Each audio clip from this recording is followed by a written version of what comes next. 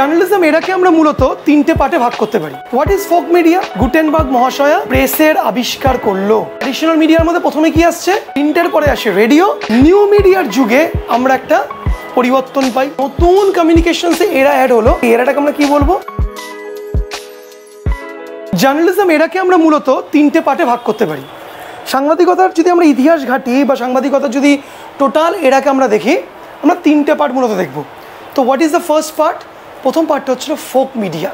তো number one লেখো সবাই হচ্ছিল folk media. What is folk media? Folk media হচ্ছে হলো আমাদের ওই সমস্ত মিডিয়াম বা মাধ্যম যেগুলো মূলত ফোক মানে এলাকা ভিত্তিক হতো, মানে মাস কমিউনিকেশন, মানে মাসের সাথে কমিউনিকেট করার জন্য। আগেকার দিনে কিন্তু টিভি ইন্টারনেট যেহেতু ছিল না, কিন্তু আমরা মাসের সাথে কমিউনিকেট করতাম কিভাবে? আমরা কীর্তন, কেভ পেইন্টিং, ওকে, বিভিন্ন ফোক নাচ বা ডান্সের ফর্মে আমরা কিন্তু করতাম, রাইট? কীর্তনকে কেন্দ্র করে আমরা দেখেছিলাম, কি দেখেছিলাম আমরা? কীর্তনকে কেন্দ্র করে একটা সম্পূর্ণ একটা এলাকাকে মধ্যে কীর্তন হতো, মানুষজন লোকজন আসতো। তো ফোক বুঝতে পারছো কী বলছি? নির্দিষ্ট এলাকা ভিত্তিক যেই সমস্ত কালচারাল ইভেন্টসগুলো হতো সেগুলোকে আমরা মূলত ফোক কালচার বা ফোক মিডিয়া বলে থাকি। ফোক হয়ে গেল। ফোকের পরে আসলো হচ্ছে কি? আমাদের গুটেনবার্গ মহাশয়া কি আবিষ্কার করলো? প্রেস। গুটেনবার্গ মহাশয়া প্রেসের আবিষ্কার করলো, রাইট? এবার গুটেনবার্গ যেহেতু প্রেসের আবিষ্কার করলো, সেই প্রেসকে কেন্দ্র করে বই ছাপা শুরু হলো। প্রেসকে কেন্দ্র করে প্রচুর লিফলেট, বুক ছাপা হতে শুরু করলো এবং পরবর্তী সময় নিউজ পেপার দেখলাম। এগুলো সব কিন্তু প্রিন্ট মিডিয়ার অধীনে পড়ছে। এগুলো কিসের অধীনে পড়ছে? প্রিন্ট মিডিয়ার অধীনে পড়ছে। তো এটা সব কিছু হচ্ছে হলো আমাদের নাম্বার টু ট্র্যাডিশনাল মিডিয়ার অন্তর্গত। ট্র্যাডিশনাল মিডিয়ার মধ্যে প্রথমে কি আসছে? প্রেস বা প্রিন্ট বলতে পারি। প্রিন্টের পরে কি আসে?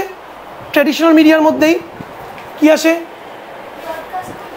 টেলিভিশন বা ব্রডকাস্ট মিডিয়া। এর সাথে সাথেই ট্র্যাডিশনাল মিডিয়ার মধ্যে তারপরে কি আসে?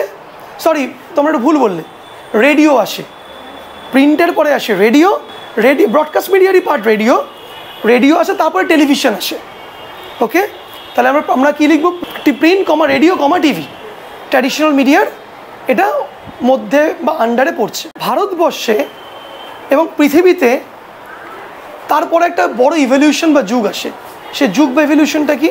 সে যুগ বা ইভলিউশনসটা হচ্ছে হলো আমাদের নিউ মিডিয়ার যুগে আমরা একটা পরিবর্তন পাই, একটা চেঞ্জ পাই। কি? সেটা হচ্ছে হলো ইন্টারনেট। ইন্টারনেটের প্ল্যাটফর্মকে ব্যবহার করা হচ্ছে কিসের জন্য? আমাদের কমিউনিকেট বা কমিউনিকেশন করার জন্য। ইন্টারনেটকে ব্যবহার করছে কমিউনিকেট বা কমিউনিকেশন করার জন্য। তো ইন্টারনেটকে ব্যবহার করে যেই নতুন কমিউনিকেশনসে এরা অ্যাড হলো, এই এরাটাকে আমরা কি বলবো? We will call it new media বা ডিজিটাল মিডিয়া এবং সোশ্যাল মিডিয়া। সোশ্যাল মিডিয়ার সূক্ষ্ম পার্থক্য রয়েছে, কিন্তু সবই একই প্ল্যাটফর্মকে ইউজ করছে। কী নাম সেই প্ল্যাটফর্মটার? ইন্টারনেট।